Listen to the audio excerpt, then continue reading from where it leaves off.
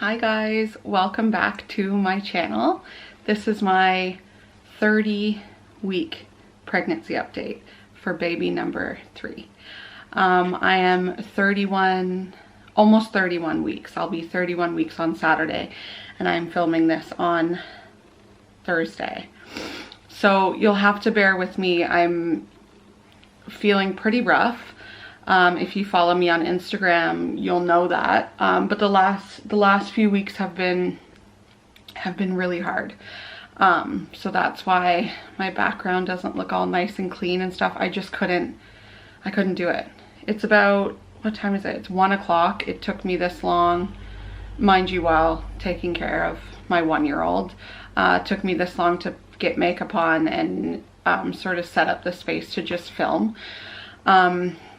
But I really don't want to leave it too long in between videos, and I really think consistency is key, so I'm going to keep trying as hard as it is. And you won't get that unless you've been pregnant and sick, because you're probably thinking, like, how hard is it to sit down and talk to a camera? But it is. Everything's hard. Even like laying down and watching TV is hard. Everything is hard. But anyway, so I'll just go into it. Since the last time I spoke to you, I was 28. See how out of breath I am? You'll know why in a minute. So 28 weeks pregnant, we had my sister's wedding. I was feeling great. And then I think, from what I remember, it was since the day after. So it's been about a month now that I felt bad. So the following week, so say between 28 and 29, wait, that's not right. 26 and 27? I don't know. Her wedding was a month ago. I just started feeling really, really bad. Like, I always feel bad when I'm pregnant, but this was like I couldn't be on my feet longer than a minute without feeling completely winded, completely like dizzy, blurry vision, like just feeling like I was gonna faint all the time. So I just started not moving really. Like I could do the tiniest bit around the house and then I'd have to sit and take a break. And I kept pushing myself, and it's really typical of my personality, and it's something I'm working on. And I think is very common for most moms, but I don't feel justified in how I'm feeling. I think surely I'm being dramatic. Surely this isn't that bad. Like, this is just pregnancy, and like, you're being a baby. And I really give myself a hard time about it. And to be honest, I enjoy puttering around my house and taking care of my kids. So when I can't do that, it sucks. It makes me sad. But luckily I've had my parents here to help me. So it got to the point where I just really couldn't do anything. I would drive Ellie to school in the morning, which, to be honest, didn't feel completely safe. I didn't feel like I should be driving because of the way my vision seems to be affected. So I would take her to school in the morning, help as much as I could with Jacob, with my parents, maybe do the tiniest bit of cleaning around the house, and that was it. Just be in a still position all the time. So it got to the point about a week ago, maybe a week and a half ago, so when I was about 28 and a half weeks, say, I finally went to my GP. Now, I haven't been having as many appointments. I've only been to the hospital once, I guess because of COVID. So even though I'm a high-risk pregnancy, I've had the least amount of like in-person care that I've ever had. So I had to take it upon myself to make an appointment with my my doctor, like not the doctor at the hospital, but my general practitioner who I see regularly and really knows like my medical history. So I saw him, explained how I was feeling, and now like because I have high blood pressure, I also have, it's hard to explain, but I don't have a perfect heart. I have a bit like a cardiovascular issue. So because of that, feeling dizzy and things like that are not completely uncommon for me. Like, I experience those things even when I'm not pregnant, but this just felt different. And so when I was talking to him, he thought, his first thought was anemia, like low iron, which is not something I don't think ever been tested for, which is interesting, and not something I've ever really considered. It's one of those things where you feel like everyone says they have low iron. Like, is it really a big deal? I don't know. So he said, we'll do blood work and urine sample, which is what I figured he would say. I already have to take this off because I'm like, I don't know if you can tell, but I'm like completely winded and really warm. It's coming out of winter. I should stop saying that and just accept that I'm an Australian now, but winter's like 20 to 24 degrees, and now we're coming into spring, so now it's like 26 degrees and I'm hot. Anyway, so he sends me to get blood and urine samples, which I did right then and there. Then I get a call the next day saying you need to come in. And I'm like, okay, so obviously I figured hopefully it's an iron issue. It's not, because when you have hypertension like me, you're obviously more at risk for preeclampsia. So what you're concerned about is them finding protein in your urine, which means your blood pressure is spiking and you like might have preeclampsia. So I came back in, felt awful, like just so awful. And when you feel like that, just going to the doctor's office is like such a mission. So I had my dad drive me there. My dad's sitting outside in the car waiting for me. And I walk in and I sit down, and he just looked at me and he's like, do you feel bad? Like, do you feel tired? And I said, yeah, like I feel horrible. And he's like, well, he basically said, I know you do because you have no iron. He said in his 30 years of medical whatever practice, he has never seen somebody with such low iron. He's like, you're walking around like a dead person. He said, you know, when your car's on empty, he's like, that's you right now.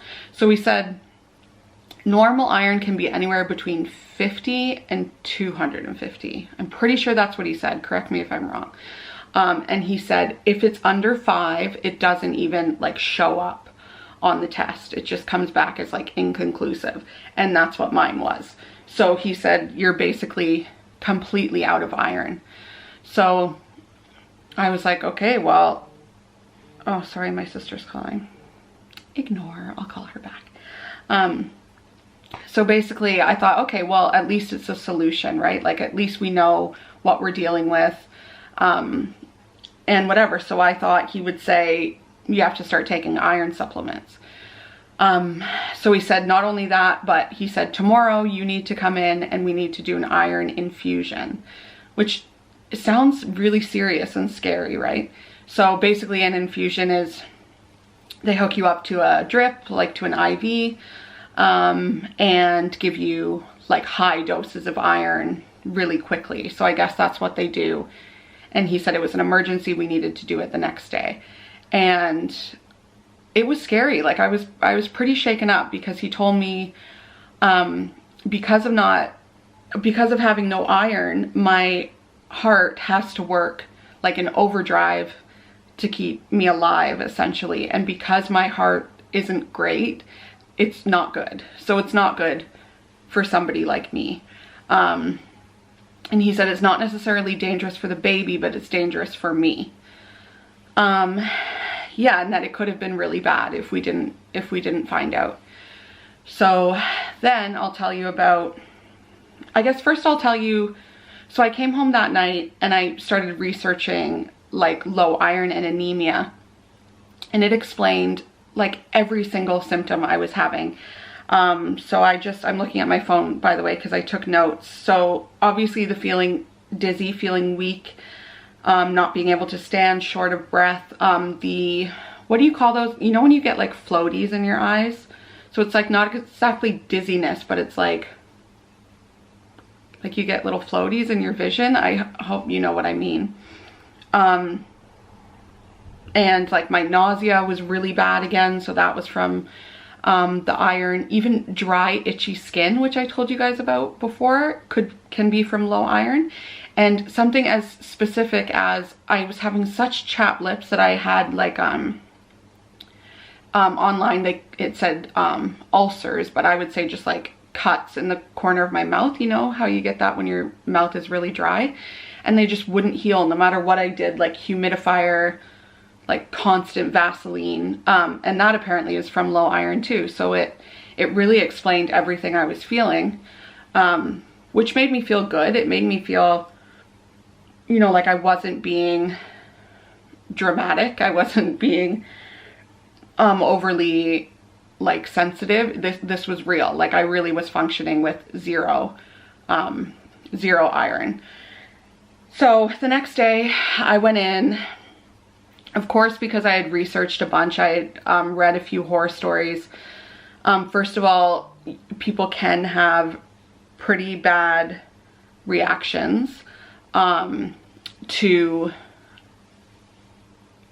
this iron infusion, I guess because it's so much iron so fast, that people have and can die, I guess. But isn't that the case with every sort of medical procedure? Like they have to tell you the worst case scenario.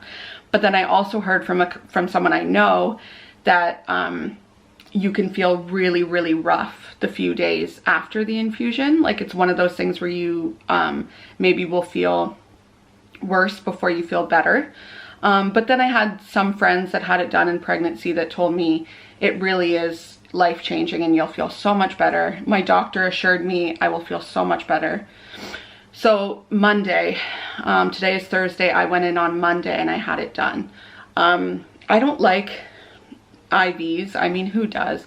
I'm okay with needles and getting blood taken and stuff like that, but I've had kind of like bad reactions to getting the drip put in my hand.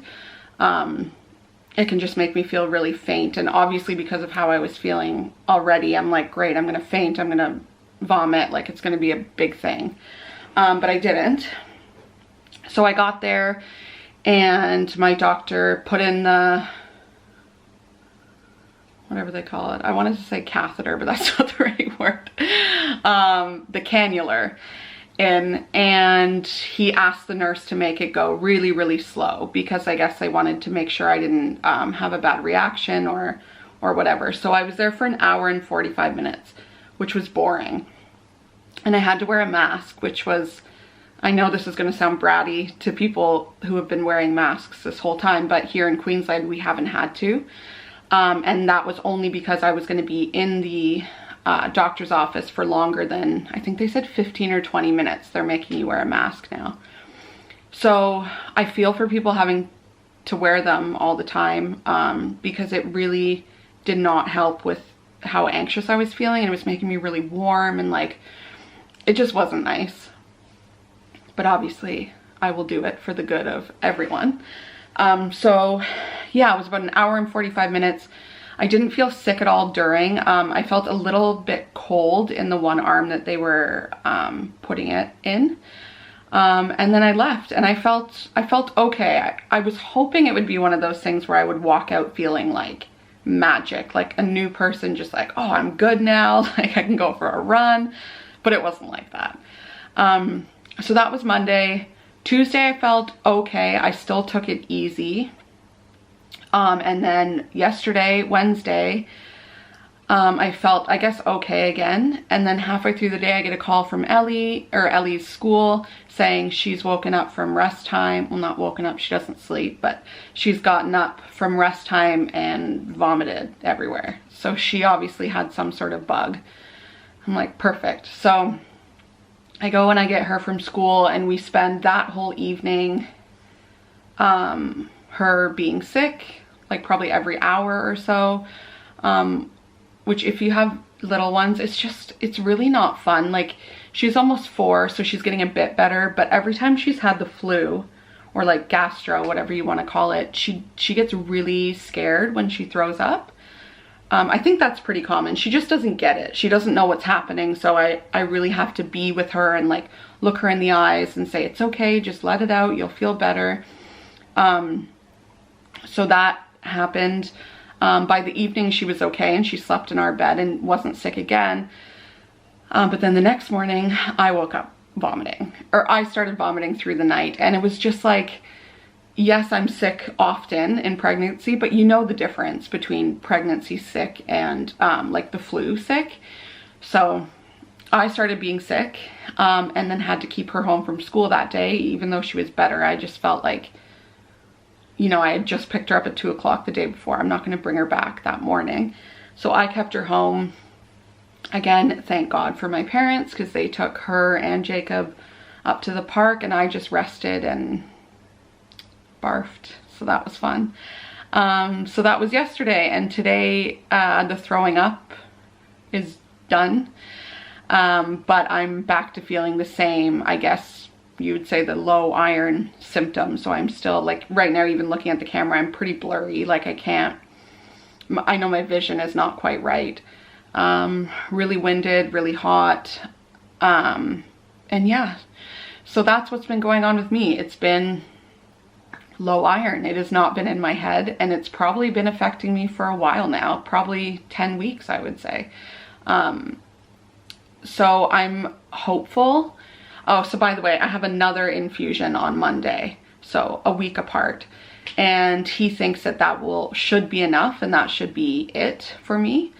But we'll see. So after Monday, when I get my next one, I guess he'll give it a couple days, then I'll get my bloods again, and hopefully everything's better. And hopefully I start to feel better, because it's still, so I'll be induced at 38 weeks, I've told you before. So that still gives me 7 weeks to go, which doesn't feel long, but it is. And I just have such an urge. I feel like I've done nothing to prepare for this baby. And I feel like everything is just chaotic right now. My house is not the way it normally is. And, you know, I can't even prep a nursery because Jacob's still in the nursery. So that's like one of the weird parts about having babies close together. Like, he's still in the crib in the nursery. So it's not like I can set up a nursery. I barely bought anything. We're still looking for a car, for a bigger car. We need another car seat. There just feels like there's a lot of stuff to do. Ellie's 4th birthday coming up.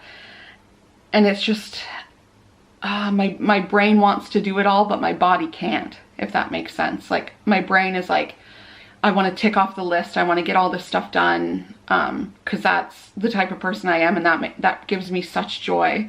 But when my body can't keep up, it's like, oh, it's so frustrating. It really makes you feel for people with like chronic illness or any sort of illness that just affects you physically in that way. You just feel sort of like your body's like turning against you and just not cooperating. So that's what I'll say about the iron issue. But then just a couple more things. I've definitely become more and more uncomfortable. My belly feels really, really big. I guess I'll show you guys this time. It feels really, really big and really heavy. My husband says it looks like it's dropped. I don't know. It's big and it's hard. Like, it really feels like how it normally feels, like much later. And I've been having really, really bad, what do you call it? Round ligament pain, like the pain in your lower stomach. It sort of feels, sorry, I keep like hiccuping because I'm pregnant. It feels like an elastic band just like stretching on your lower stomach, and it hurts so bad, and it will just get me at the most random times. Then I've also had like a lot of pressure down there. A lot of that really, I think they call it lightning crotch. I remember having that with Ellie, but not so much with Jake, that it's just like a random like sharp pain up there. And it can like take your breath away and make you, you know, it's just like a shocking, really uncomfortable pain.